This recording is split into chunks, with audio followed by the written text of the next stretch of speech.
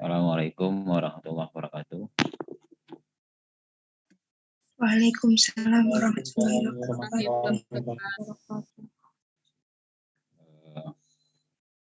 Sudah berapa orang ini?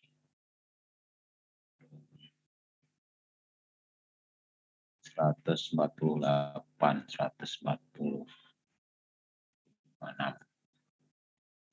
Oke, saya mulai saja. Untuk kuliah saya, perlu maaf atau tidak ya, biar saya itu tidak ngomong dengan tembok gelap ya. Tembok gelap, saya mohon wajah-wajah dimunculkan. Halo. Saya ingin walaupun dengan kondisi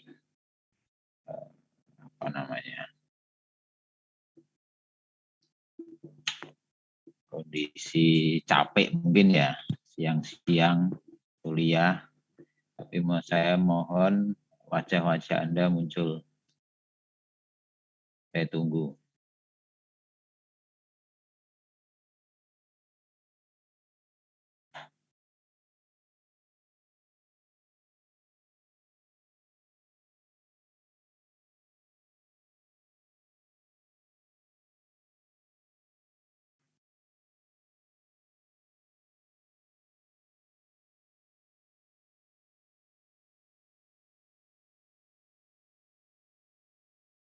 Enggak apa-apa. Belum mandi juga enggak apa-apa.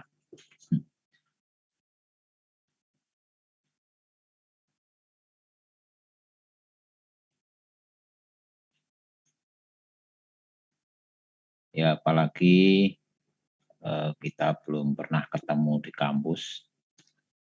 Ya, Anda daring terus. Karena kuliah saya ini harus Anda siap pulpen juga ya, siap catatan ya untuk membuat sketsa-sketsa.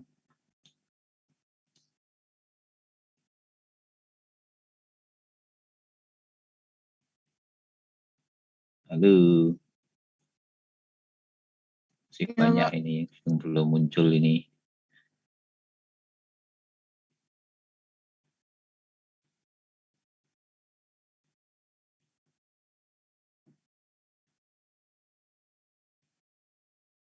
Nanti saya juga nggak tahu wajah-wajah Anda. Siapa? Tolong ya. Oh betul itu Mas Arifan ini sekekar ini nih. Ya, Mas Arifan. Arifan Soleh. Iya, Pak. Ini wajah Anda betul.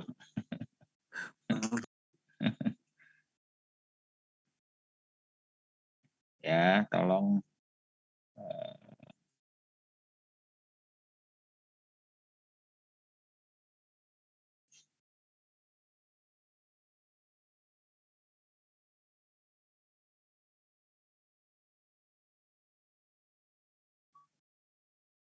ini Mas Amri Hadi. Waktu kecil main di sungai. Ya. Betul Mas Amri. Bukan, Pak. Lah iya. Karena nanti gimana? Ya wajahnya dimunculkan lah. Ya. Iya, Pak. Bentar, Pak. Ya, enggak. Saya tunggu.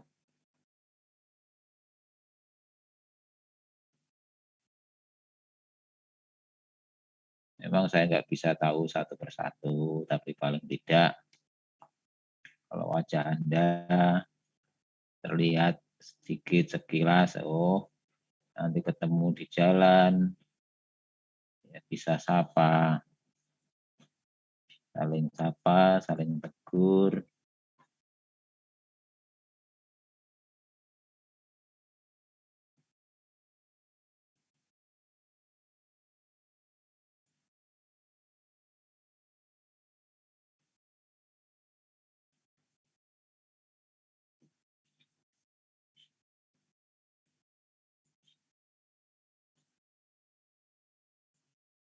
Ayo biar kenal semua ya.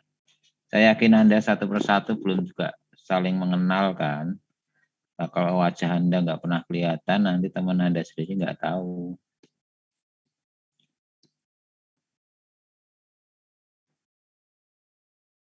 Mas, siapa ini Mas Rizky?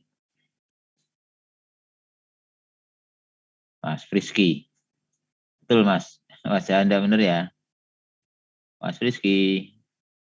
Almahoni. Ya Pak. Oke. Tapi fotonya saja ya.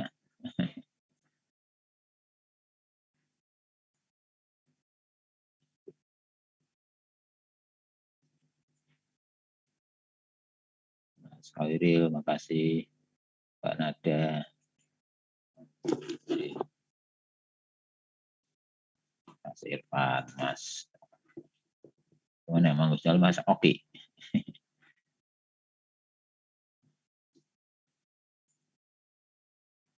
Ya. Oke. Ya, Mas Ahmad, Mbak Naurin, Mbak Ardinja, Salsabil, Muhammad Rizky, ya, Ahmad Adib. Oke, terima kasih. Sudah banyak.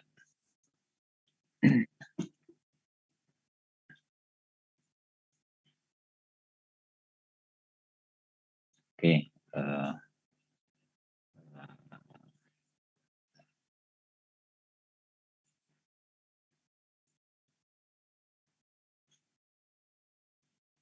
Ya, saya mulai aja.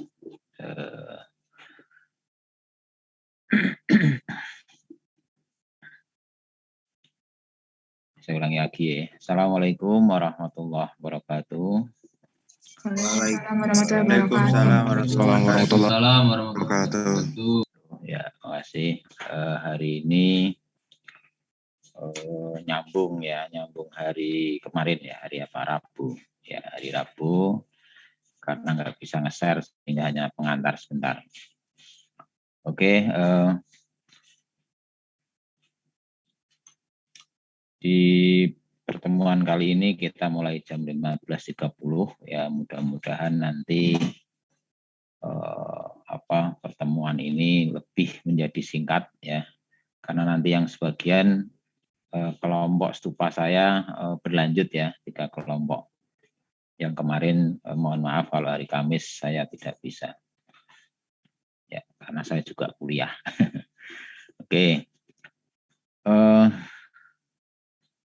Jadi seperti kemarin saya katakan, ada 2 hal yang nanti akan saya sampaikan ya. Nanti bagian awal semester ini ya, itu tentang baja ya. Bagaimana membuat desain dengan baja ya. Kemudian yang kedua di awal separuh akhir separuh akhir semester atau semester UAS nanti itu tentang beton ya. Bisa jadi nanti dalam teori perhitungannya ya, kalau dengar perhitungan baja, wah pasti pusing gitu ya. Bisa jadi nanti dalam cara perhitungannya antara baja dan beton itu relatif hampir ya, mendekati sama, hanya bedanya material baja dan beton, tetapi dalam tatanan caranya hampir sama. Jadi mungkin yang saya sampaikan baja dan beton untuk mendesain rangka ya, struktur rangka. Struktur rangka itu apa nanti? Struktur rangka hampir sama ya, hanya nanti menggunakan baja dan beton karena sifat pembebanannya sama. Ya, beban yang ditumpu untuk sebuah fungsi bangunan, ya, sebuah fungsi bangunan itu sama, ya, relatif sama. Karena misalnya fungsi bangunan kantor, ya, kantor yang berlantai gitu ya, bangunan tingkat 4, tingkat 5 misalnya. Untuk kantor itu beban ya rata-rata kantor sama, hanya konstruksinya menggunakan baja atau beton. Ya, jadi sifat bebannya sama. Ya. Misalnya beban furniturnya berapa, gitu. Beban orangnya itu berapa, kan sama itu ya. Beban plafonnya gitu ya. Beban perhitungan beban apa namanya, lantai daknya itu berapa ya, beban yang membedakan adalah nanti beban besi dan beban betonnya. Ya itu saja bedanya. Ya. Material konstruksi, material strukturnya atau konstruksinya baja atau beton. Oke. Di teorinya sama, kali ini saya sampaikan. Ya, di hari ini baja dan penerapannya. Ya, sebelum melangkah ke sana, ya, ini jelas ya. Sorry. Jelas sekali mungkin ya. Sorry.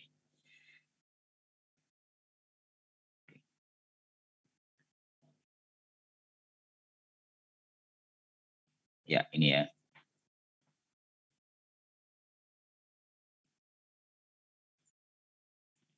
Mau jalan sendiri.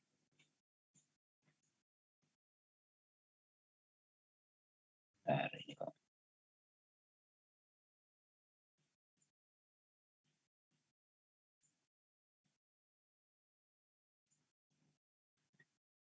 Oke, kita lihat ada rangkaian dari baja. Ya.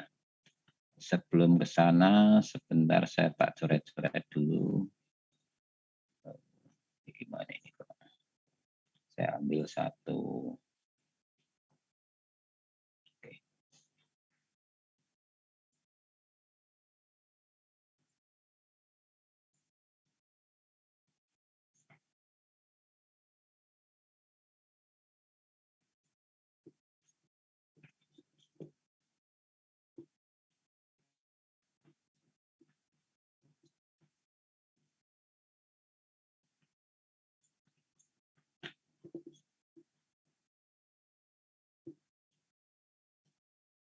Bentar, ini kok.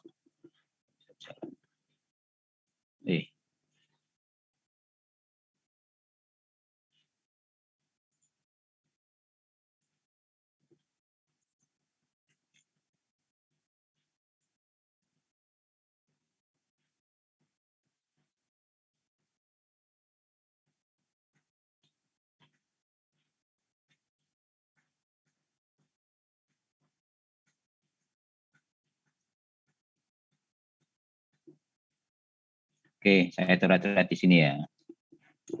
Jika kita melihat ada satu, misalnya ini ya, gelagar gitu ya. Gelagar itu sebuah,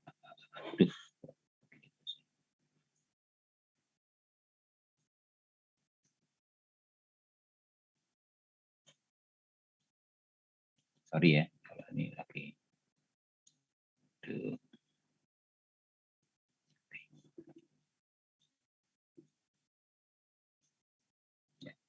Jadi ada sebuah batang ya, batang gelagar semacam ini. Misalnya saya gambar lain lagi ke sana mungkin ya. Oke, ini ada satu batang ya, batang gelagar balok itu. Materialnya apapun, ya materialnya apapun, semua bisa dipakai material. Mau baja, mau beton, gitu ya, mau kayu, mau plastik, gitu ya. Ya, Anda bisa coret-coret ya di ini kalau misalnya suara saya nggak jelas, coret-coret saja di sini. Suara nggak jelas gitu ya, dicoret-coret saja ya apa? Ya, Anda bisa nyoret di situ. Oke. Misalnya ini misalnya ada tumbuhannya ya, ada tumbuhannya begini itu ya, ada tumbuhannya ya. Kita buat ada semacam tumbuhan di sini, gitu ya. Nah, dia tumbuh. Kemudian kita bebani ya, tepat di tengah, gitu ya, tepat di tengah, ya, sebuah beban P push, gitu ya. Ya, ini semua material, ya semua material. kemudian kita potong, seolah-olah kita potong ya, kita potong bahan itu, kita potong bahan ini ya, potong, dan penampangnya kelihatan semacam ini. Saya besarkan gitu, ya, saya besarkan. Tadi penampang yang terpotong, kemudian ada beban tadi P, ya ini persis di tengah itu ya, ya jadi seolah-olah ini persis di tengah itu, kita anggap persis sekali di tengah, ya, as ya. Dan beban itu tidak apa namanya lurus, beban lurus ya, tidak apa namanya tidak belok bebannya dari sini gitu ya, misalnya miring di sini atau miring ke sini, tidak, tapi lurus, betul-betul lurus. Jadi limit nol lurusnya itu ya, tidak membentuk sudut apapun ya. P-nya ini limit lurus ya. Nah, ternyata ya dari beban dari sebuah material balok yang terbebani ini ya, terbebani itu semuanya tidak bekerja dengan baik, semuanya tidak bekerja menahan P ini. Ya. Jadi setelah dibebani oleh P ini, ya, balok ini, ya, balok ini itu yang bekerja boleh dikatakan limit, ya, limit hanya ini, gitu ya, hanya bagian ini nih, bagian ini. Harusnya dengan warna lain ya, tapi nggak apa-apa, ini Anda bisa mengikuti. Dan ini ya, bidang ini ya, ini bidang ini yang bekerja. Jadi hanya bidang ini yang dua bekerja. Nah ini bagaimana? Ternyata ini nggak bekerja sama sekali, sama sekali tidak bekerja. Ya. Tapi tadi dengan syarat ya, dengan syarat bahwa P ini, beban ini lurus betul-betul, limit tidak bersudut ya, tidak ada miringnya sama sekali, lurus gitu, membelah dari apa namanya balok ini dengan syarat ya. Ternyata yang begini, nah, dan di tengah ini gitu ya, di tengah ini itu betul-betul limit nol. Limit nol itu berarti nggak nol. Jadi ini tuh apa namanya bahannya ini, material yang mendukung yang bekerja ini di sini betul-betul limit. Kalau ini juga limit lurus gitu ya, limit lurus, ini juga limit nol. Artinya, ya artinya ini saya gambar ulang. Material apapun sebenarnya, gitu ya, material apapun, gitu ya, ini ya, material apapun sekali lagi, bahwa di sisi ini itu sama sekali tidak bekerja untuk mendukung beban P tadi. Sehingga boleh ini dihilangkan, itu boleh. Ya. Nah, nanti jenis material apa yang pembuangan ya, dibuang-buang ini sebesar apa dia? Ya, sebesar apa? Ya, tentunya dalam dunia realnya kan nggak mungkin yang namanya beban itu limit lurus ini. Ya pasti ada beloknya begini gitu kan. Kadang-kadang ada yang menyamping begini apa bebannya gitu ya. Tidak selalu dari atas. Kadang mungkin dari sini. Ya. Kalau dari sini pasti yang ini jadi patah ini ya. Yang ini jadi patah karena dia miring gitu ya. Ya pasti patah. Ya. Tetapi sejatinya ini apa namanya limit nol itu di sini juga limit nol materialnya itu. Ya. Ya, apapun ternyata setelah dipekerjakan agak miring ya, ya itu juga ada bagian-bagian tertentu di sini nggak ter apa namanya nggak mengikuti, nggak ikut mendukung ya, nggak ikut mendukung. Jadi kalau bebannya agak miring nanti terjadi seperti apa ya, nah, bisa jadi ada kalanya kalau bebannya miring gitu ya, bebannya miring tadi begini misalnya ya, itu yang bekerja misalnya lebih banyak gini kalau nggak salah ya, banyak gini ya, misalnya begini itu ya. Jadi karena miring tentunya ada bagian ya yang tertekan ini itu ya, ya ini tanda begini tertekan ya, nanti bagaimana ceritanya nanti ya, itu lebih besar begini ya, tetapi limit nolnya nanti bergeser ke bawah gitu ya, bergeser ke bawah, agak ke bawah. Nanti kalau beban dari sini ya mungkin sebaliknya gitu ya, ya sehingga di bagian-bagian tertentu ini kan beda-beda ya, material-material yang dibuang itu akan berbeda-beda ya. Lah arsitek sekali lagi itu tidak menghitung, ya, tidak menghitung ini nanti reaksinya berapa, itu tidak. Ya, kita bukan, ya, ini urusan reaksinya berapa nanti urusan teknik mesin, ini bagian material gitu ya. Berapa bagian yang di atas ini gitu ya. Bagian di atas ini berapa reaksinya, ya, yang bagian di bawah ini berapa, itu urusan teknik mesin itu ya, yang tahu material. Kemudian kalau secara gelagar ini mampu menumbuh berapa, itu urusan teknik sipil. Ya, tapi kita itu bisa mendesain nanti kalau menggunakan material apa, gitu ya, material apa, oh bentuknya berarti seperti itu, nanti akan terjadi. Nah, sekarang ada pertanyaan misalnya, duh kok bentuk apa rel misalnya ya, rel ini ya, gambarnya kurang bagus, saya ulangi lagi ya, bawah ini ya, misalnya ini juga saya mau tanya ini, sorry kurang lebar barangkali.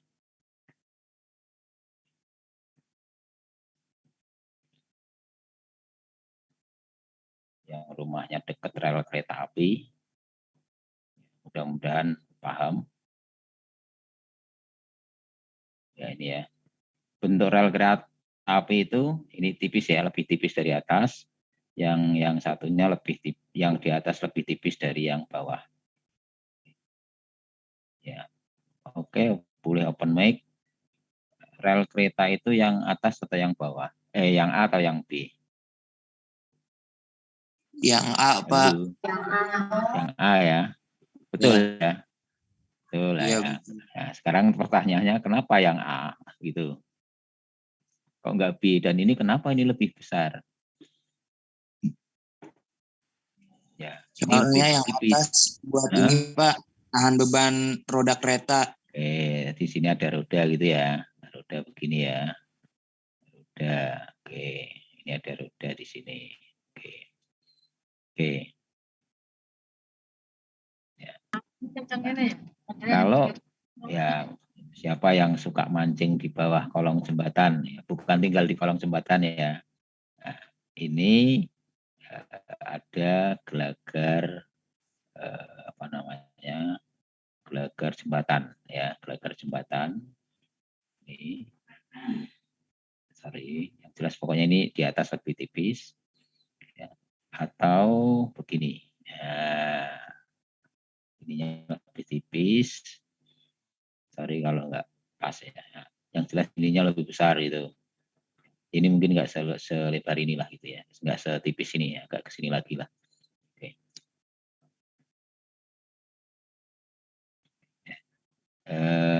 Artinya begini, ini kan berarti kalau rel kereta api baja ini ya, ini baja ya, baja. Oke, kalau yang ini beton bertulang ya, jadi gelagar jembatan. Nah, ini yang A atau yang B? Ayo. Wah, nggak pernah lihat Pak di bawah jembatan gitu ya. Kira-kira ya, jadi ini. Yang A. Yang A juga. Yang A juga. Ya. Kayaknya. Kayaknya ya. Ya Pak. Yang A. Yang A. Yang A juga, oke. Ya, ini saya bikin lagi saja ya. Saya bikin simpen itu ini ya, keep ya. Simpen itu keep. Oke. Nah, kita bikin lagi saja satu file dulu. Satu sheet. Oke.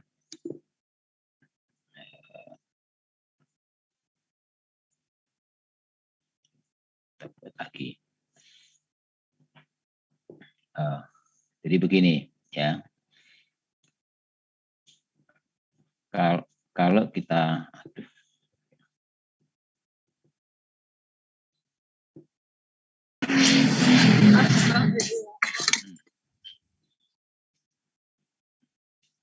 keluar lagi.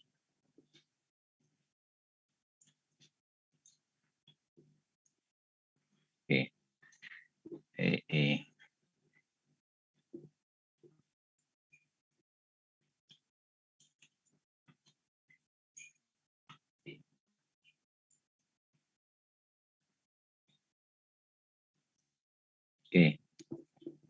Jadi kalau misalnya ada sebuah gelagar, gitu ya, gelagar, ya, ini saya tebalkan saja karena untuk misalnya gelagarnya segini kita batasi, ya. Ini ada tumbuhannya, gitu ya. Saya tumbuhan, ya. Materialnya apapun ya. Terus ada beban, ya, ada beban P, push, P-nya ya. Maka tadi posisi persis ya di tengah material tadi, di tengah-tengah tadi ada apa namanya yang tipis itu ya dengan silangnya itu ya. Oh ya, saya belum mengatakan tadi bentuknya jadi seperti I ya, sehingga nanti disebut dengan inersia gitu ya. Kalau ilmuwan muslim itu I itu adalah ilah gitu ya. Ilahi katanya gitu ya. Ya alam lah gitu ya. Oke, yang jelas sunatullahnya tadi kalau dibebani itu menjadi apa namanya tadi ya seperti ini ya, di inersia tadi ya. Oke.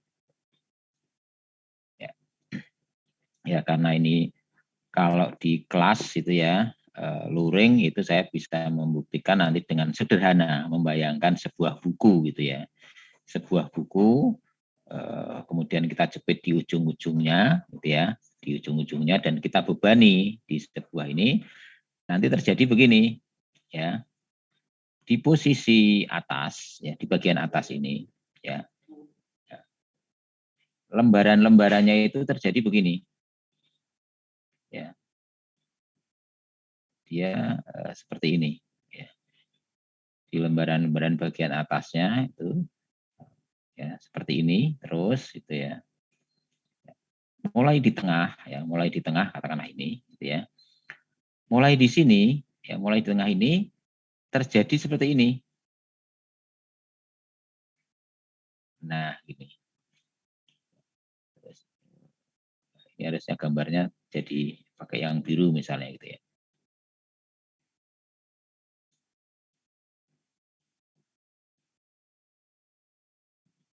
Ya. Ya, gini. Ya. Ya, tadi ada satu gelagar yang ditekan gitu ya. Ya. Maka di bagian ini gitu ya, bagian yang atas terutama ya, bagian atas, paruh di bagian atas ya. Paruh di bagian atas ini ya. Itu dia ya. Karena ketekan ini ya, karena ketekan ya, berarti kan materialnya akan lari ke dalam. Ya, akan lari ke dalam kan. Karena ditekan maka dia akan lari ke dalam. Ya. Lah.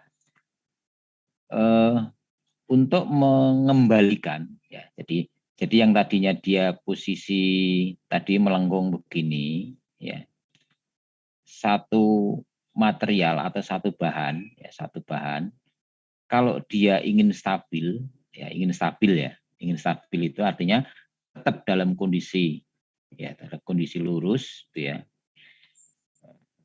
Oh ini kebalik ya, sorry. Oke, begini ya. Ya. Jadi sini dia turun begini ya. Adanya P tadi gitu ya.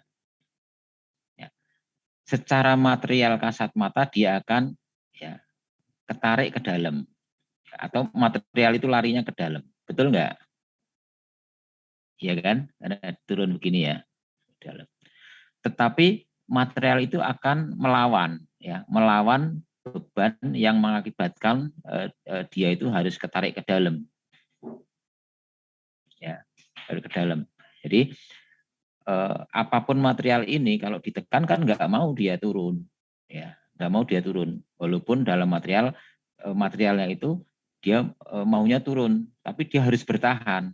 Ya, maka di dalam materialnya ada upaya menarik ke sana, ya menarik keluar.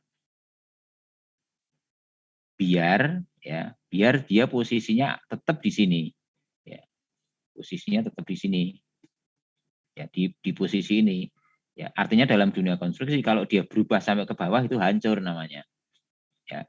Makanya untuk tidak hancur, ya, material-material di dalam apa namanya balok ini, gelagar ini, dia akan berusaha menarik, ya, menarik ke arah keluar, ya, gitu, ya. Nah, sedangkan material di bawah, yang sebagian di bawah tadi, ya, itu terjadi lengkungan begini, ya, itu artinya ya, di material ini, di material yang di separuh di bawah ini, itu secara kasat mata materialnya dulu, ya, materialnya itu dia apa namanya? Dia kan sisa itu ya, dia sisa lengkungan-lengkungan. Jadi seolah-olah dia seolah-olah dengan apa namanya? Kalau hancur gitu ya, material hancur, dia akan keluar secara materialnya. Tetapi dia berupaya agar di bawah ini tetap, ya, tidak ikut apa namanya? Tidak ikut turun gitu. Tidak turun, ya. Makanya untuk dia kembali ke posisi garis ini, tadi kalau yang di atas untuk kembali posisi ini, maka material itu harus menarik keluar, ya. Ya. Kalau yang di bagian bawah, agar posisi material di bagian bawah ini tetap, maka dia harus mengupayakan menekan, ya, menekan gitu ya. Ya, menekan ke bawah, menekan. Jadi material-material ini, ya, dengan berusaha menarik, maka posisi apa, garis, ya, apa namanya, keutuhan dari material gelagar ini, balok ini tetap posisinya di sini, ya. Ya. Kalau material itu misalnya tadi dibebani, ya, begini, ya, dibebani kemudian berubah dia begini, berubah begini, itu namanya hancur gitu kan, ya. Logikanya kan untuk mudah berpikir kan, sebuah balok kalau dibebani itu akan begini, ya. Tetapi kan dalam dunia struktur kan harus diem dia, ya, persyaratannya diem. Mungkin di SK2 sudah, ya, persyaratan struktur itu kuat, itu kan harus diem, ya. Jadi adanya beban ini, maka gelagar ini harus diem. Kalau berubah namanya hancur, kan roboh dia. Jadi dalam rangka mempertahankan posisi ini, kalau kita boleh katakan di posisi bagian atas, ini bagian bawah, ya, maka material-material, ya, sebagian material yang di atas itu akan mengembalikan, kalau dia sampai runtuh kan posisinya ini, akan berusaha narik ke atas. Ya, caranya narik atas kan berarti di material ini harus dia narik ke sana gitu. Nah, gitu. Nah, logikanya dia harus narik ke sana. Kalau narik ke sana berarti kan posisi yang yang lengkung ini akan kembali ke posisi yang datar. Ya. Demikian juga yang di bawah ini, ya, posisinya dia harus menekan ke dalam, ya, menekan ke dalam, ya, karena posisinya di sini nih. Ini ada pegangan di tumpuan ini, ya. Jadi ada di pegangan tumpuan di sini, gitu ya. Ya, di sini dia akan mengupaya, dia harus menekan, ya, menekan ke dalam agar posisi yang tadi dia akan runtuh, yang ke dalam harus mengembalikan ke posisi atas. Ya, bisa dipahami enggak ini? Ya. Ya, mudah-mudahan bisa dipahami sehingga di dalam tadi potongan gelagar tadi, ya, terjadi demikian. Yang bagian atas itu ketarik itu begini ya, tadi gambarnya baru ya, ketarik itu arsirnya begini ya, ya baru tadi bawa kebalik, ya. Kemudian dia yang bagian bawah ini, ya, tertekan, ya, atau bukan tertekan, ya, harus menahan tekanan, atau gini, di bawah itu kuat, ya, kuat terhadap tekan, ya, ya. Sedangkan di atas itu kuat terhadap tarik, ya. Kan begini, untuk mengembalikan posisi tadi, ya, biar nggak hancur itu ya, biar hancur, maka garis lengkungannya itu harus tetap di sini, ya, harus tetap di sini. Jadi tadi, ya, sehingga dia harus menarik, ya, menarik material yang di sini, di atas ini harus tarik itu agar posisinya tidak turun, agar material itu diam. Jadi secara struktur kalau diam berarti kan nggak ada hancur. Ya, artinya bagian atas ini harus atau kuat terhadap tarik, ya, kuat terhadap tarik. Sedangkan bagian bawah ini, ya, tadi dia harus kuat terhadap tekan, ya, karena harus menekan dia, ya, untuk mengembalikan posisi. Kalau lengkung kan ke sini berarti dia posisi, misalnya posisi gelagarnya kan lengkung di sini, ya. Kalau dalam dunia konstruksi lengkung berarti hancur dia, ya, materialnya hancur, ya, sehingga untuk posisi menjadi di nol itu bagian bawah, posisinya tetap diam, maka bagian dalamnya itu harus kuat, ya.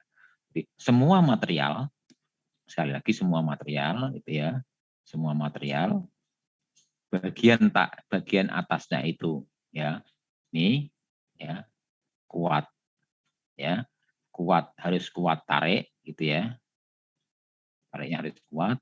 Yang di bawah itu harus kuat tekan. Nah, ini semua material. Nah, setelah diuji coba, ya, ya, ini agak saya bandingkan dua material, beton dan baja, gitu, ya. Ini beton, ya, beton. Ini beton, gitu. Kemudian di sini saya gambarkan ada baja di sini. Tetap begini, ya.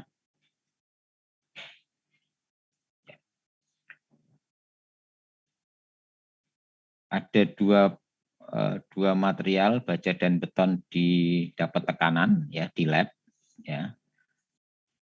Ini ternyata setelah ditekan terus gitu, kira-kira, ya, ini sama baja juga gitu, ditekan terus beton dulu, yang rusak bagian atas atau bagian bawah? Bawah, Pak. Ya, yang rusak bawah atau atas dulu kalau ditekan, ya. Nanti sekali-kali lihat di lab sipil, ya, kalau sudah luring, ya. Di sana ada tes beton gitu, ya, tes kuat beton dan juga baja. Ya, kalau beton yang rusak bawah dulu atau atas dulu? Yang atas atau bawah? Ini bagian atas, ya. Ini bagian bawah. Atas, bagian bawah. Oke. Ya. Jadi kalau beton, ya, beton itu ditekan yang rusak dulu bagian atas, ya.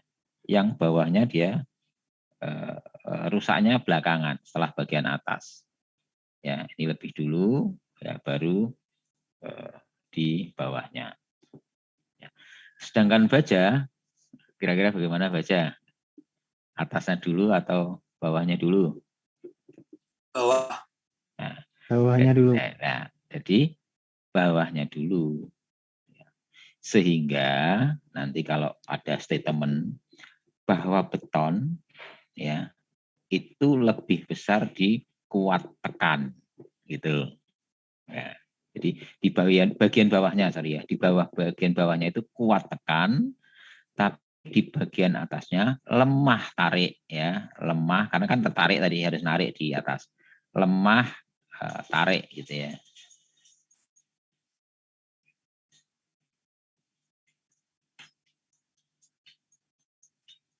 Ngapunten, kuliah dulu sebentar. Itu, ya. Jadi begini, ya. Jadi kuat, ya, beton, ya, itu kuat tekan, ya. Jadi saya tulis di sini aja, beton itu kuat, ya, kuat terhadap tekan, ya, ya. Tapi lemah, ya, lemah terhadap tarik, ya.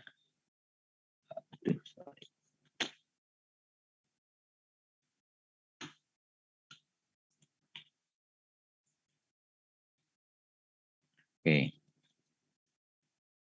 Ya, lemah terhadap tarik. Mana tadi? Oh, ini ya.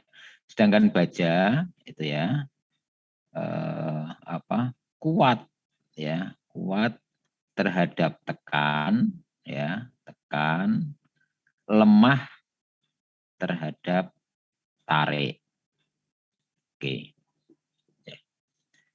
Sehingga dua material ini, beton dan baja ya, karena kan kebalikan itu ya, kebalikan. Ya, kebalikan. Akhirnya dua material ini digabung ya, digabung menjadi ya agak ke sini ya, nanti nacatnya Anda seterusnya ya. Akhirnya menjadi beton bertulang. Ya, beton bertulang. Sama ya. Jadi logikanya di tengah-tengah ini sama, bagian atas itu tadi beton ya, beton dulu. Beton di atasnya kan lemah terhadap tarik. Sementara baja di atasnya kuat tarik. Ini kebalik ya, baja lemah terhadap tekan, kuat terhadap tarik ya. Jadi kan yang di atasnya lebih kuat tarik. Jadi kalau beton, pertama kan beton dicor itu ya, beton dicor. Makanya di bagian atas, karena dia bagian atas beton itu lemah. Ya, beton itu lemah. Ya, sedangkan di bagiannya kuat, bagian bawahnya kuat. Karena di atasnya lemah, maka diberi besi, ya, beri besi, ya, misalnya diberi besi 4 atau 5 gitu ya, itu akan lebih banyak daripada di bawah. Mungkin bawah 2 saja. Ya. Misalnya ada apa namanya, ada begelnya itu ya, yang mengunci, mengikat antar tulangan-tulangan utama itu. Nah, jadi beton itu di tumpuan ya. Waktu sini misalnya ada beban ya, ada beban begini, ya ada beban begini, ya dia akan di atasnya kan lemah ini beton, ya sehingga diperkuat dengan tadi baja yang kuat terhadap tarik, ya sehingga kalau Anda nanti di lapangan melihat beton balok misalnya ya, balok belagar yang mau dicor, gitu ya, mau dicor, itu bagian atasnya masih akan lebih banyak dari bagian bawahnya, ya misalnya ini di bawah 3, di atas 6. Ya, paham ya ini ya? Ya. Nah, terus tulangannya besarnya berapa? Wah, itu urusan disiplin lain, itu urusan sipil. Tapi kita mempelajari logikanya. Ya, logikanya. Ya, logikanya di sini bergerak. Nah, kita kembali ke slide sebelumnya, ya. Nah, jadi begini, kenapa baja? Ya, kenapa baja rel kereta? Alasannya gitu. Kenapa bagian atasnya ini lebih tebal? Ya kan, ini kan lebih tebal ini kereta. Karena apa? Dia lemah terhadap tekan, ya kan? Lemah terhadap tekan, dia kuat terhadap tarik. Ya. Sehingga karena dia lemah terhadap tekan, maka di atasnya dipertebal. Dipertebal dia. Biar ya, kan dia lemah tarik, dipertebal sehingga tekannya mengantisipasi tekan tadi dia lebih mampu karena harus karena diperlebar gitu daripada di bawah. Bawah tipis saja. Karena memang kalau kita bagi ini di tengah-tengahnya ya kan di sini nggak ada apa namanya tekannya kan sedikit ya, atau di bawahnya ini dia kuat apa namanya tariknya. Jadi secara keseluruhan material ya, sorry ya, secara keseluruhan material itu kan kuat tarik dia, ya, kuat tarik, ya kuat tarik. Ya di atas ini ya posisi material di bagian atas kan lemah terhadap tekan. Ya saya ulangi lagi ya, sorry tadi saya tutup dulu. Untuk baja ya, jadi kan sama ya logika tadi berpikirnya bahwa posisi material adalah di bagian atas itu tadi ketarik gitu ya, di bagian bawah itu tertekan. Ya. Di sini secara keseluruhan material baja itu kan dia kuat terhadap tarik. ya, lemah terhadap tekan. Nah, posisi di atas ini itu ya, itu kan apa namanya, beban ya, beban relnya kan di bagian atas ini. Ya, dia lemah sehingga diperbesar ya, diperbesar untuk mengantisipasi beban dari atas. Sehingga kenapa tidak yang B seperti A ya tadi, karena dia lemah terhadap tekan tapi kuat terhadap tarik ya. Di bagian atasnya maka dia diperlebar. Nah, tapi sebaliknya ya, sebaliknya kalau Anda betul melihat benar-benar ya masuklah sekali-kali di lorong jembatan itu, nanti akan terlihat yang ya yang A ya, bukan yang B. Ya seperti tadi ya. Ya, itu seperti ini bentuknya. Jadi terbalik ya. Jadi secara apa namanya? Secara keseluruhan tadi kalau kembali teori berarti ada efisiensi material yang harus dibuang karena ini tidak apa namanya? Tidak berfungsi gitu ya. Kalau tadi baloknya kita bikin lurus, demikian pula untuk baja gitu ya. Baja ini banyak sekali yang tidak kalau baja banyak sekali yang tidak efisien sehingga dibuang sehingga bentuknya menjadi I ya. Tadi dari awal teorinya juga ya terbentuknya juga seperti I kan ini ya. Ya, momen inersia ini ya seperti I, sehingga perubahan dari teori tadi ke materialnya ini kan teori secara umum untuk sebuah apa namanya? Sebuah gelagar, kemudian kita lari ke bentuk baja, itu jadinya seperti ini ya, yang A gitu ya. Ya sorry ya, ini yang beton yang B gitu ya. Kok kebalik-balik ya. Jadi baja itu yang A, bentuknya di lapangan. Kalau yang beton tadi bukan ini ya, jadi yang B ini ya. Yang B yang kalau Anda masuk di bawah lorong jembatan misalnya, itu akan terjadi balik lagi Bapak ya. Yang A juga, sorry ya, yang A juga. Yang di bawahnya lebih besar. Saya pokoknya kebalikan dari baja. Kalau baja itu yang di atas tebel, kalau baja itu beton itu yang di bawah yang tebel. Kebalikannya. Ini salah ini ya. Balik-balik terus ya. Oke. Bisa dipahami ini teori ini? Halo. Bisa, Pak. Bisa ya, sederhana ya. Oke ya. Oke, kita lanjutkan. Oke. Lanjutkan ke penerapannya. Ya, ini nanti teori ini untuk baja dan untuk beton, terutama dalam perhitungan-perhitungan sederhana. Ya, perhitungan sederhana untuk gini. Jadi bagaimana kita membuat struktur angka. Oke, saya jelaskan sedikit. Nah, struktur angka itu apa? Jadi kalau boleh dikatakan struktur angka itu begini. Atau rigid frame ya. Rigid frame itu sebuah tatanan yang rigid ya, rigid kaku ya. Kalau bahasa Inggrisnya rigid frame, kalau atau struktur kolom and beam, kolom dan balok ya, atau struktur rangka. Karena rigid frame ya, frame jadi rangka kaku, rigid frame rangka kaku. Oke. Ya. Jadi kolom dan balok ya kita lihat di sekitar kita karena lebih banyak masih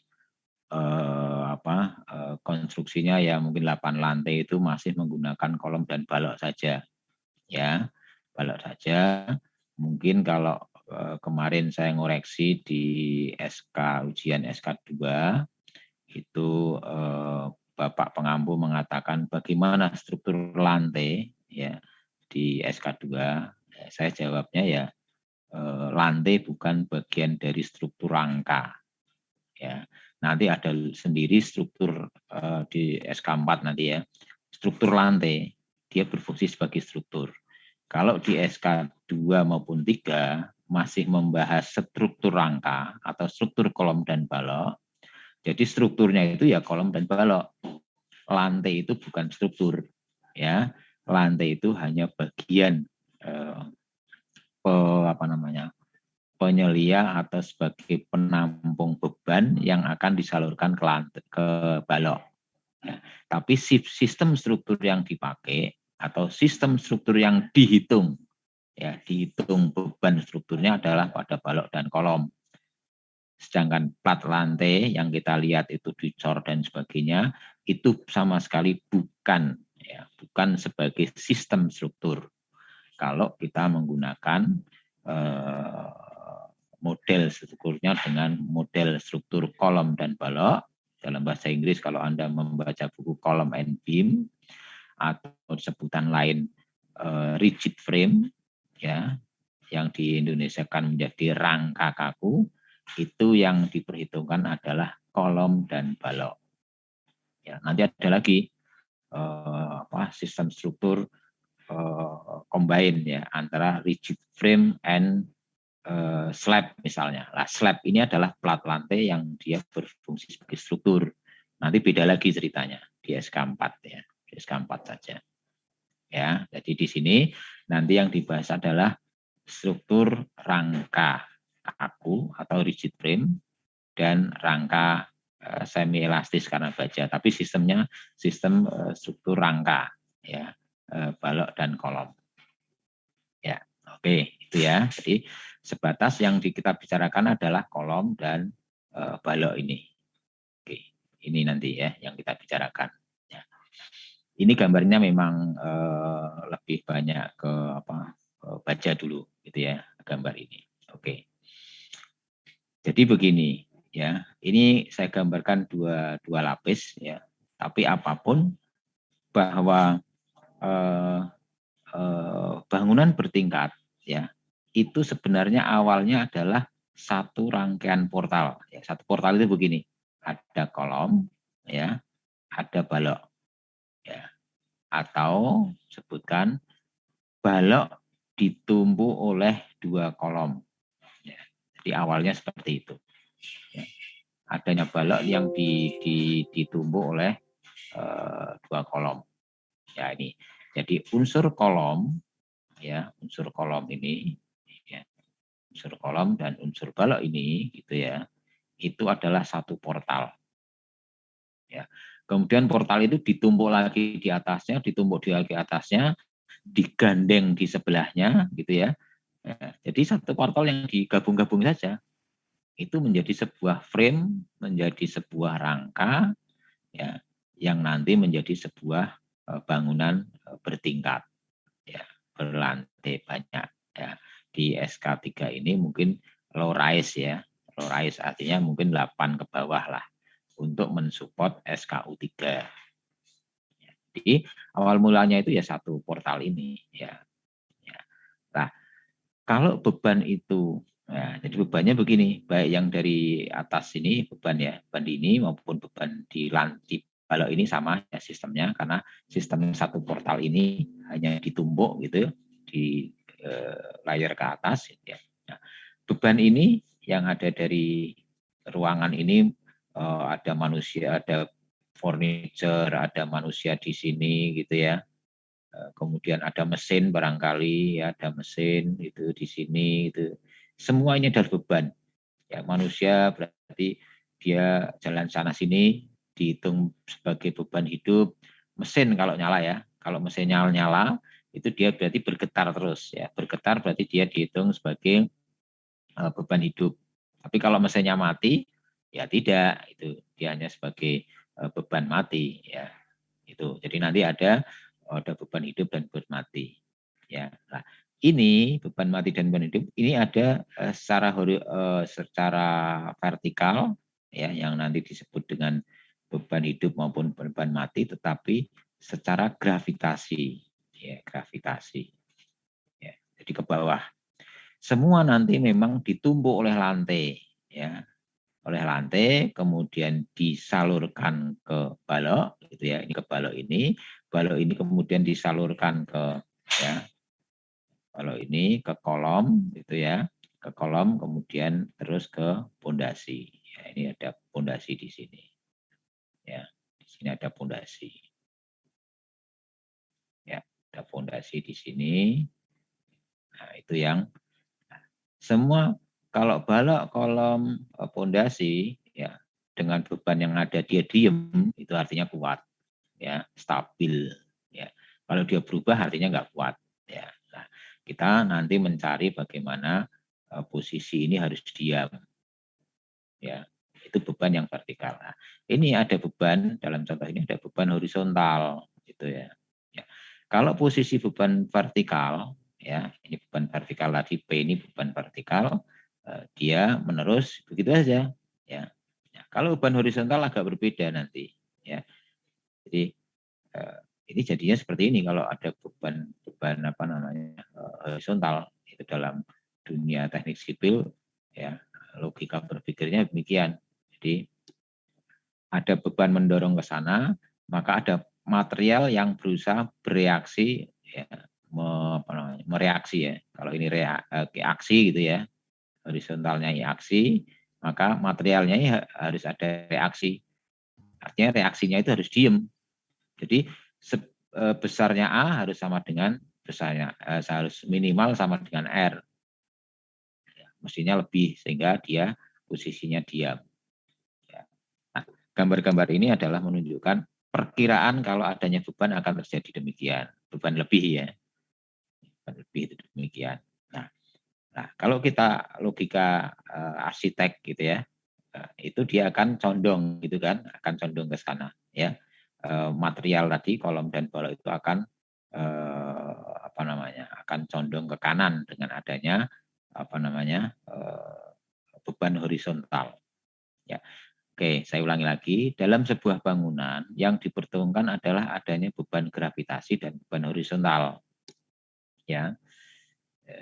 Ya, ini sekaligus mengawali dari mana beban itu ada. Bebannya adalah vertikal, gravitasi, dan beban horizontal itu asalnya adalah dari gempa bumi, ya, gempa bumi, baik tektonik maupun vulkanik, ya, mestinya di sini ya. Sorry, ini kan tanah ini ya, di tanah ini.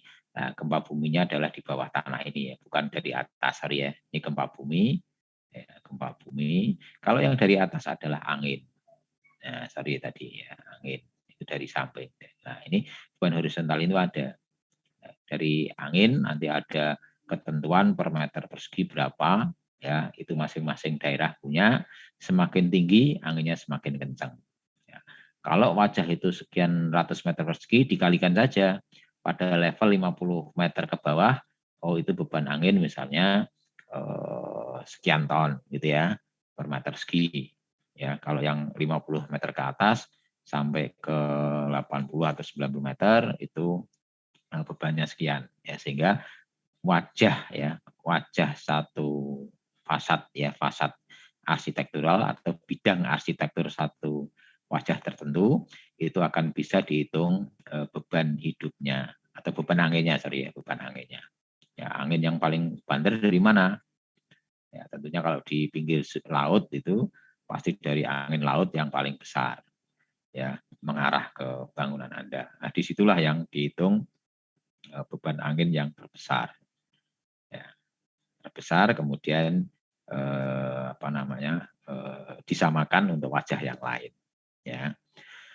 Bisa jadi demikian. Bisa kalau perbedaan beban anginnya itu ekstrim, misalnya yang satu 100 ton, yang dari sisi lain itu hanya 10 ton, ya pasti nanti struktur yang bagian menerima beban angin itu pasti nanti akan lebih besar. Ya. Oke. Kemudian gempa juga demikian. Ya. Kalau di Solo mungkin gempa yang diperkirakan sering terjadi vulkanik itu kan dari Merapi gitu ya. Nah, berarti beban yang diperkirakan dari sana yang mungkin datang. Ya. Nah, kalau beban tektonik ya tidak tahu. Ya, karena yang berada di mana, entah di Laut Kidul sana, ya Laut Selatan atau di sebelah timur, ya nggak ngerti. Ya itu. Ya, tetapi nanti orang sipil ya, urusan sipil bahwa beban gempa itu dikalikan 100%. Jadi nanti kalau kita bisa menghitung beban bangunan itu sendiri, ya, kemudian beban furniture, beban plafon, beban mesin dan sebagainya itu kita tahu, maka beban itu dikalikan 100% gitu aja, ya. Ditambah 100%, ya.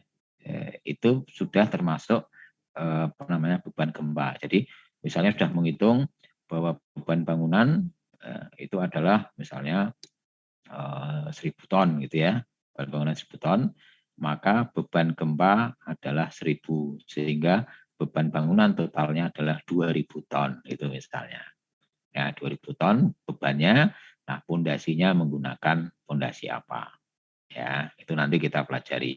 Ya, pelajari. Tapi hanya mengira-kira. Ya, artinya begini, pada waktu Anda membuat sebuah gambar, ya, kolomnya itu menggambarnya kolom mendekati, ya, mendekati. Tapi besarnya berapa yang jelas adalah itu urusan sipil. Ya. Tetapi begini, misalnya begini ya, ada sebuah denah atau Anda membuat denah, katakanlah denahnya memanjang begini, gitu ya. Nah, sana gitu ya. Nah, kita pingin, nah ini apa namanya, bentuk apa namanya kolomnya itu memanjang ke sana atau memanjang ke sini kan gitu. Nah, kita harus tahu ya. Nah, kenapa demikian? Ya, karena kan keinginan estetika visual arsitek itu, visual bangunan itu terletak pada arsitek, ya, pada arsitek. Tetapi logika membuat denah kolom, ya, kolom strukturnya harus benar. Ya, ya. Bisa jadi saya pinginnya begini, ya, karena biar ya nggak tahu fasadnya menentukan demikian, ya, biar kelihatan slim gitu kan, kolomnya itu biar kelihatan kecil-kecil sehingga bangunan itu kelihatan apa namanya, lightness ya, keinginan biar apa kelihatan ringan gitu ya. Bangunannya besar tapi kolomnya kecil-kecil kelihatannya, ya, karena sebenarnya memanjang ke belakang. Atau bahkan saya pingin bangunan itu kelihatan kokoh, maka saya membuat apa namanya wajah kolomnya ya begini biar kelihatan kokoh, padahal tipis ya, gitu kan, padahal tipis tapi kelihatan ya, fasadnya kan yang lebar yang kelihatan. Nah, itu terletak pada konsepsi arsitekturnya. Ya.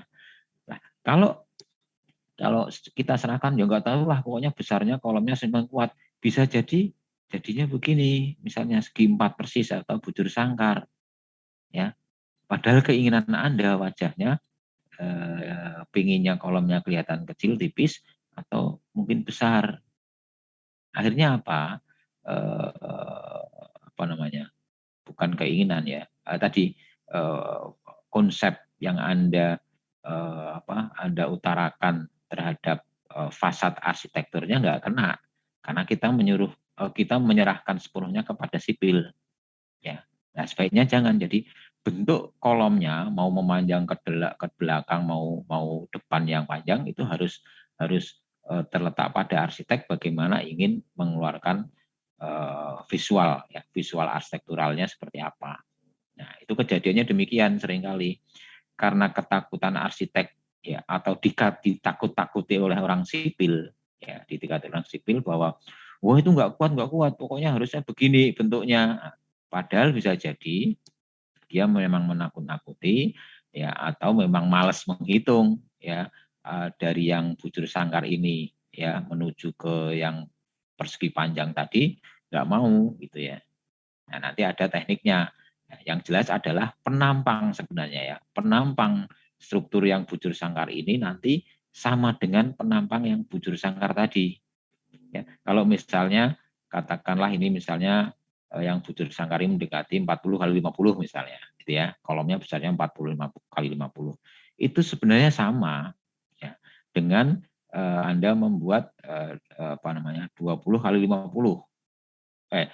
20 kali 20 cm 1 meter ya. 40 kali 50 kan 2000 ya. Nah, nanti misalnya Anda membuat 20 kali 1 meter, itu sama ya. Tapi keinginan Anda ya, ingin menerjemahkan konsep arsitekturalnya, ingin lightness tadi misalnya, itu tercapai. Tapi kalau Anda mengikuti yang 40 kali 50 nggak akan tercapai. Pasti nanti munculnya maskulin gitu ya. Wah, kelihatan kokoh. Nah, itu salah satu tujuan ya kenapa kita mempelajari arsitektur. Struktur, sorry ya, mempelajari struktur. Ya, itu salah satunya adalah untuk kita bisa memvisualisasikan arsitekturalnya, inginnya seperti apa. Inginnya seperti apa. Itu yang sangat lebih penting ya. Yang kedua adalah tadi besarnya ya, kolom yang kita inginkan yang segi 4 ini atau yang bujur sangkar itu akan muncul nanti di ruangan, di ruang Anda. Ya, secara visual kelihatan di dalam ruang ya, dia akan menonjol di dinding dan sebagainya, itu akan mengganggu ya, akan mengganggu secara visual atau bahkan mengganggu secara fungsi ruang ya, dalam operasional sirkulasi ruang. Itu akan mengganggu, sehingga kita belajar struktur ini demikian. Oke, itu background dasarnya. Oke, kita lanjutkan. Dengan adanya tadi horizontal ya, beban horizontal itu kondisinya kurang lebih seperti ini, gitu kan? Ya. Ini sehingga untuk mengembalikan kestabilan tadi, ini kalau dianggap nggak kuat ya, dia akan miring begini, ya. Kalau nanti biar stabil, ya, maka ada yang disebut dengan membuat diagonal.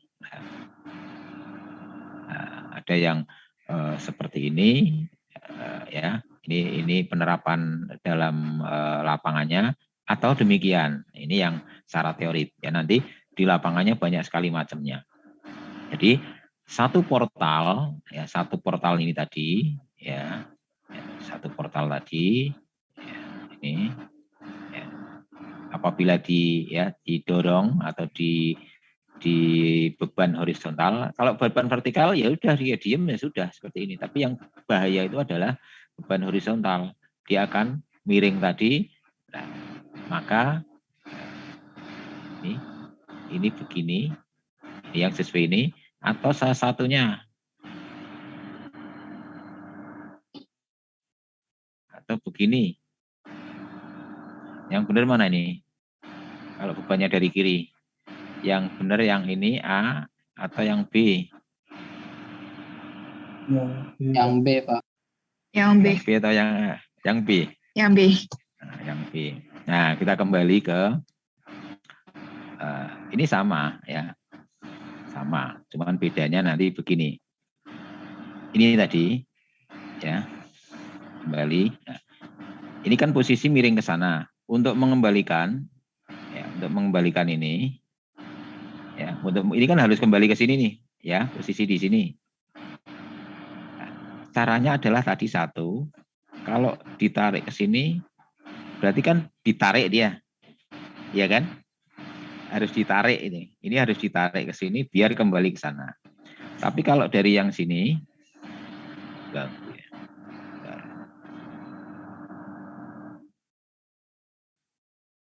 Ya. Ini tadi kembali. Ya. Untuk ini biar kembali ke sana, ya biar diem, maka ditarik. Ya, ini berarti ditarik, berarti dia ke arah sini, ya kan? Ditarik ke sini, dia kembali ke 0 tadi. Kalau dari sini, ditekan atau ditarik? Nah, ini tarik. Ini tarik itu ya, ini tekan. Sama kan? Ya, teorinya sama. Nah, sekarang yang kita bicarakan adalah baja. Iya kan? Kita membicarakan konstruksinya baja, materialnya baja. Ya, kita kembali ke sana. Karena yang kita bicarakan itu baja, ya. Ini benar semua. Nah, sekarang tanyanya, lebih efisien mana? A atau B? Ya, tadi teori material baja. Yang B, Pak. Lebih kuat mana? Baja itu lebih kuat tarik atau lebih kuat tekan? Tarik, Pak. Tarik. Nah, tarik. Karena lebih kuat tarik, ini kan kita bicara baja. Ya, baja ya. Sehingga ini tadi kan tarik ini. Ya, ditarik ke sana biar kembali tadi ya. Teorinya kan gitu. Nah, ini kan ditarik ya, ditarik ke sini sehingga baja ini kembali ke sini ke 0 tadi. Padahal yang kita bicarakan itu baja, tadi di teori bahwa baja itu kuat tarik. Lebih kuat tarik daripada tekan. Maka lebih efisien ya baja. Ya karena besarnya sama baja, besarnya sama, ukurannya sama, baloknya sama, ya itu dia akan lebih kuat kalau dipasang ditarik ini. Misalnya besarnya 20 kali 30 misalnya itu ya. Ya. Kalau dipasang ditekan, ya dipasang ditekan ini mungkin kurang besar karena dia lemah gitu. Nah, beda kalau kita bicaranya adalah beton. Itu ya. Beton jangan dipasang di sini. Nah, ini kalau beton, nah kalau konstruksinya ini beton, nah yang benar ini karena dia tekan. Dia tekan. Beton itu lebih kuat tekan daripada tarik.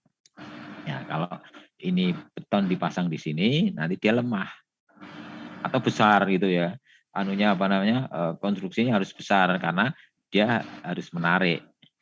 Tapi kalau baja kecil saja cukup ya. Tapi kalau di sini posisi ini baja ini kurang efektif karena harus besar. Ya, baja lebih lemah kan terhadap tekan gitu. Jadi tahu ya posisinya ya. Ya. Jadi akibat ini akibat horizontalnya di sini gitu ya, sehingga yang ditarik ini karena baja ini ya. Ya, jadi diagonal begini. Nah, berkembang ya seperti ini bisa ya. Tadi kalau miring ke sana, oh tengahnya yang saya tarik ya. Nah ini kalau posisi ini berarti ada beban dari samping horizontalnya dari arah dari kiri ke kanan maupun dari kanan ke kiri karena ada dua ya. Ini kan baja ya, berarti dia harus narik ya kan, narik ke sini ya, juga harus narik ke sini ya. Berarti kalau ada beban ini yang narik, yang bekerja besar. Ada beban yang dari kanan, horizontal, ya ini yang bekerja lebih besar daripada yang ini. Karena ini, jadi kalau bebannya dari kanan, kita bicara yang kanan dulu, dari kiri ya, sorry ya, dari kiri, ya, ada beban, ya. Ini akan berfungsi tarik. Kalau kita bicarakan kiri saja ya, dia akan berupaya narik. Yang ini akan berusaha nekan. Kan gitu. Ya. Kalau kita berbicara yang kanan gitu ya. Ya. Nanti yang ini akan berusaha narik gitu ya. Yang ini akan berusaha nekan. Oke. Jadi dipahami ini ya. Ya. Karena dalam rancangan struktur pastilah angin itu ya bisa dari depan, dari kiri atau gempa ya. Gempa itu kan walaupun dari arah Merapi misalnya datang ke Solo lewat udah sampai habis kan dia kembali lagi walaupun kecil kembalinya ya. Jadi tadinya dari depan terus dari belakang menghantam sehingga horizontal itu pasti dihitung kanan kiri. Sehingga ya sering dipakai ya seperti ini, ada dua begini, satu portal ya, maksudnya ini satu portal ya, satu portal itu dibuat dua demikian. Ini juga demikian ya.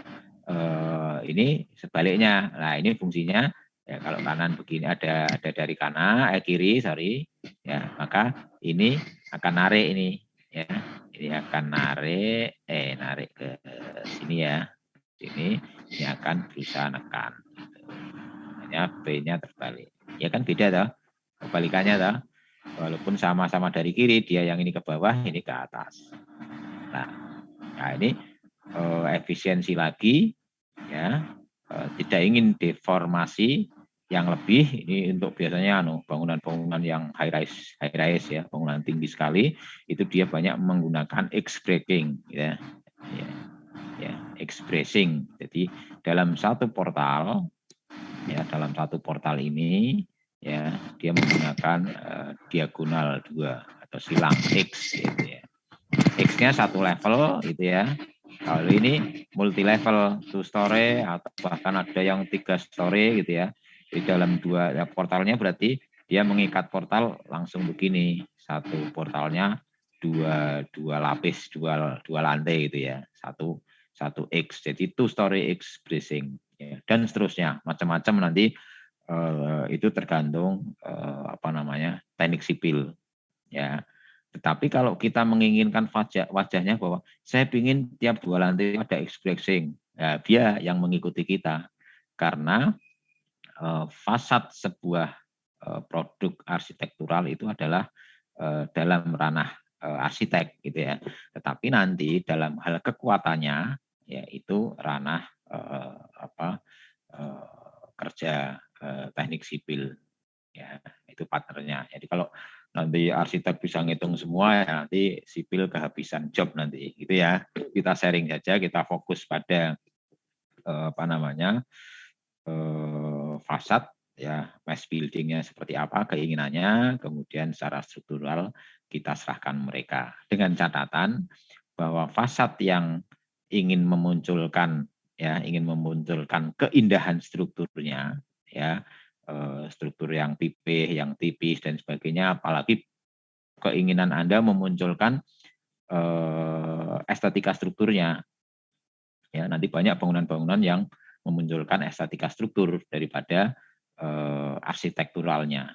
Jadi yang menonjol estetikanya itu banyak strukturnya daripada arsitekturalnya ya, atau visual arsitektur. Oke. Sampai di sini mudah-mudahan bisa ya. Ini sudah 4:30. Oke. Ya, lanjut saja. Nah, perkembangannya macam-macam ini ya. Perkembangannya ada yang untuk atap itu terutama ya. Ini semua perhatikan ya. Seperti ini misalnya gitu ya. Ini dari penemu-penemu ada Pat, Howe gitu ya, Warren, Parker, semua zaman dulu zaman hak paten gitu ya. Begitu dia pasang bentuknya langsung dipatenkan ya. Sehingga memang untuk mengenang ini ilmuwan-ilmuwan siapa penemunya itu selalu demikian.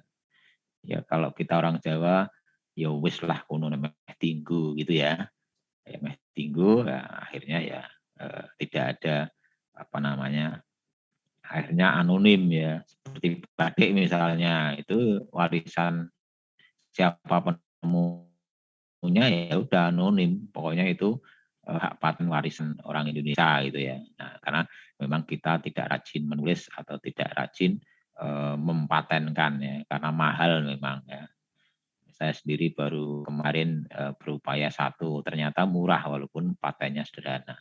Sehingga nanti kalau produk-produk apapun itu kita patenkan. Ya. Karena itu ternyata berpengaruh terhadap akreditasi ya. Kemarin agak kebingungan akreditasi kita nggak ada, sehingga udah pokoknya maju aja 1-2 masih ada waktu, sehingga ada beberapa 3 paten yang bisa mendongkrak nilai dari performan prodi arsitektur. Ya, oke. Coba perhatikan ya satu-satu, baik yang tadi contoh-contoh ini kuda-kuda ini, kemudian ini ya bentuk-bentuk kuda-kuda, penggunaannya, ya. Nah, ini materialnya. Yang perlu diketahui adalah begini, saya kembali lagi, semua dari portal yang ada, gitu ya, portal yang ada itu terjadi, ya ini yang terjadi seperti ini, gitu ya, terjadi di sini, dan di sini. Ternyata di dunia struktur bentuk segitiga ya, bentuk segitiga adalah bentuk yang paling rigid ya, dan bahkan dunia apapun ya, tidak hanya konstruksi bangunan, bentuk segitiga itu adalah bentuk yang paling rigid. Segi 4 itu lemah sehingga dibuat segitiga. Ini kan segi 4 portal tadi ya, dibuat segitiga, ini segitiga, ini segitiga, sampai bentuk yang besar ini jadi segitiga semua ya. Ini juga akhirnya kuda-kuda ini segitiga semua ya. Penemuan-penemuan kuda-kuda baja ini dibentuk segitiga semua, gitu ya. Nah, kalau ini adalah material-material pembentuk tadi, ya, ada pembuatan, ada yang di roll shape bentuk demikian dan sebagainya. Ini bisa dilihat sendiri. Nah, ini konstruksi baja nanti ada H, ada I ya, jadi ada IWF, ada I-beam, bedanya apa? Ya nanti kita jelaskan. Oke, ini bentuk-bentuk material sambungan-sambungan gitu ya. Nah, ini ada yang I itu kan begini ya. Jadi yang namanya I itu kan begini ya. I itu begini. Kalau H itu kan, nah ininya sama. Jadi kalau ini I, ya ini I. Nah ini kan sayapnya sama ini. Ya ini H gitu ya, yang bawahnya. Ini I, ini juga I. ya. Ini I, bentuk I. Nah, ini yang sayapnya lebar ini disebut dengan H. Nah, nanti dia sebagai H-beam atau I-beam ya. Sebagai kolom, biasanya kolom ini H-beam ya. Nah, ini yang besar begini, yang sayapnya lebar ini biasanya fungsinya untuk kolom. Ya, tapi kalau yang kecil begini, sayapnya kecil, ini biasanya untuk balok ya. Ini untuk balok, ini untuk balok gitu. Itu bedanya demikian. Coba Anda nanti kalau lihat-lihat di mall yang betonnya kolom-kolomnya expose, ya nanti dia menggunakan sayap ini pasti ya. Ya. Oke, teruskan ini banyak baja digunakan. Nah, nanti yang ini sambungan-sambungan. Nah, yang spesifik ini tadi ya, coba Anda lihat ya. Ya. Kenapa dia berani melubang-lubang? Kalau di lubang-lubang ini nanti kekuatannya mengurangi atau tidak? Ya, sama sekali tidak. Tadi kan teorinya kan begini ya, teorinya begini gitu ya. Tadi kan teorinya begini, ini kan limit nol ini. Ya, limit nol itu artinya ya boleh dibuang. Ini ya sebagian semua boleh dibuang. Jadi membuang satu ini ya, satu lubang-lubang tapi tetap ada apa namanya, ada plat yang tidak dipotong semua di lubang-lubang. Keuntungannya adalah satu, secara kekuatan tidak berpengaruh, secara berat ya akan berpengaruh.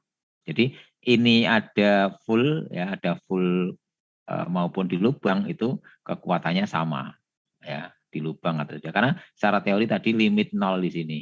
Ya, sehingga mengurangi dengan melubang-lubang itu keuntungannya lubangannya bisa dijual kembali gitu ya. Tapi secara beban dari beban berat sendiri dia akan berkurang ya. Nah, keuntungan yang lainnya dengan di lubang-lubang begini ya, yang kemarin teori konstruksi itu kan tidak boleh nembus gitu ya. Tidak boleh menembus balok. Ternyata tidak berlaku. Kalau itu beton iya, kalau di konstruksi baja itu tidak berlaku. Dia nggak masalah nembus ya, pipa-pipa menembus ke sini. Ini misalnya di yang konstruksi di ini ya, di gambar ini ya, dia lubang-lubang itu ya. Kalau untuk lubang-lubang pipa nggak masalah ya, sehingga membuat lubang di balok itu kalau di tadi kemarin yang disampaikan Bu Ronim, oke, kalau itu baloknya beton, iya nggak boleh nembus, akan memperlemah. Tapi kalau baloknya itu baja, nggak masalah sama sekali. Gitu ya. Oke. Nah, ini perkembangan pemakaian tadi ada yang yang V terbalik gitu ya. Ini juga V terbalik, ini V terbalik ya. Ini yang expressing tadi ya. 2 level, 2 lantai menjadi expressing. Oke. Saya teruskan. Nah, ini bangunan-bangunan perbedaan ya. Jumlah lantainya, kalau dari sini ini beton yang atas ya, itu jumlah lantainya terbatas ya. Kalau yang dengan baja itu dia akan lebih tinggi ya. Dalam perkembangan ilmu pengetahuan yang bersama, balok itu hanya 90 meter ya pada tahun berapa ini? 2000-an gitu ya. Sementara baja sudah 140 ya. Kemudian kombinasi antara beton dan baja itu menjadi luar biasa ya, karena beban baja mampu mendukung beban lebih berat, sedangkan baja itu bebannya ringan untuk yang di bagian atasnya. Kombinasi ini luar biasa menjadi bangunan semakin tinggi hingga 1 kilometer lebih gitu ya. Oke, selanjutnya ini ada bangunan-bangunan baja yang dengan bentang lebar ya, bentang lebar ya. Di bentang lebar nanti ada 2 yang space frame ya, space frame dan space truss ya. Kalau space frame itu nanti di SK 5 kalau nggak salah. Space truss pun ya dibahas di sana, tapi di sini juga kami bahas karena itu bagian dari struktur baja. Ya, struktur baja, space frame itu seperti apa? Space truss ya. Space truss itu seperti apa? Karena ini untuk mendukung nanti di stupa 5, stupa 6 ya, bentang lebar itu. Stupa 56 kalau nggak salah gitu ya. Nah, ternyata sebuah fasad bangunan ya, fungsi apapun itu akan lebih luas, akan lebih mudah untuk membentuk sesuatu itu dari baja. Mau diarahkan kemana, mau diapapun itu lebih mudah. Coba bayangkan kalau ini menggunakan beton itu kan, sangat sulit sekali. Ya, jadi pemilihan material baja itu lebih lebih bebas ya, lebih bebas dalam mengekspresikan arsitektural. Oke, gitu ya. Kalau ini produk-produk, nah ini bedanya. Kalau space frame itu selalu ada bull join ini namanya ya, ada bull join ini, ya. Bola penyatu, ya bull join. Tetapi kalau space truss ya, nanti coba ya saya lihat di ada enggak ya. Oke. Kalau space truss itu nah ini jenis space frame itu ada bull join-nya seperti ini. Ya, ini di sini ada bull join-nya seperti di bawah ini. Itu ciri-cirinya. Ya. Tetapi kalau space truss itu hubungannya ini itu hubungan las biasanya, las dan murbaut. Ya. Las atau murbaut ya. Space truss itu tadi di mana? Nah, ini. Nah, ini di strukturnya ini itu ya. Itu nanti ada space truss di belakang mungkin ya. Oke. Itu sebuah bangunan memang kalau kita tidak memunculkan struktur seperti ini, ya itu dibungkus baik struktur beton maupun struktur bajanya nggak kelihatan sama sekali. Ya ini lebih ekspresi pada arsitektural. Estetikanya arsitektural bukan estetika struktural. Ya. Nah, ini tadi ada kelebihan lagi nanti. Kalau membuat pakai beton, itu kolom ini jadi satu sebesar ini. Ya, tetapi dengan menggunakan baja itu menjadi kita bagi saja 4 ini dengan menambah kekuatan tambahan tadi diagonal ini dia lebih kuat dan kelihatan lebih ringan gitu ya. Itu perbedaannya ya. Nanti ada beberapa pendekatan membuat kolom yang lebih ringan antara baja dan beton bertulang. Oke, nah ini erection-nya saja. Bentuk-bentuk ini bisa dipabrikan ya, bisa dipabrikan jadi dibuat di bengkel, di lapangan tinggal masang ya, sehingga mungkin dalam 5 hari loh sudah 5 lantai, bahkan ada yang 24 jam itu bangunan 6 lantai itu sudah selesai ya. Nanti kita sesekali melihat bareng-bareng karena semuanya dibuat di pabrik dulu gitu, kemudian di site erection-nya itu dalam 24 jam itu bangunan 6 lantai jadi. Oke, nah, ini gambar angka saja, ini aplikasinya. Nah, ini termasuk space truss gitu ya. Dia kan las-lasan itu ya, bukan full join. Nah, ini penerapannya aplikasi cepat sekali karena semua pabrikan. Tinggal dengan crane dipasang itu ya. Pasang ya, tenaganya cuma satu saja ya, masang dan sebagainya lebih cepat. Semuanya kerjakan di pabrik, di bengkel. Nah, ini aplikasinya semuanya ini seperti ini. Ya. Oke, nah ini yang terakhir ya. Jadi membuat fasad yang kita inginkan itu akan jauh lebih mudah. Ya, ini misalnya, oh ini kurang tinggi, ya tambah aja di las. Tapi kalau beton kan sulit sekali. Oh ini ketinggian, beton harus bongkar. Ya, begitu bongkar, oh ternyata kurang tinggi, nambah lagi. Itu jauh lebih cepat dan lebih kuat dari baja daripada beton. Oke, barangkali ini sebuah gambar rencana gitu ya. Nah, ini pengetahuan ini kalau yang mendatar di atas di bawah atap itu namanya gording.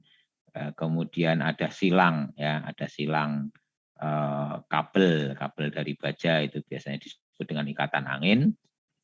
Kemudian untuk meratakan antara gording dengan gording, ya gording dengan gording ini, ya ini yang ini ya, yang ini ya, yang ini, kemudian ini gitu ya, yang vertikal ke atas ini ya, itu namanya sakrot ya, ada baja jadi biar gording ini tidak melengkung-melengkung ya, tidak ini harus lurus ke sana gitu ya.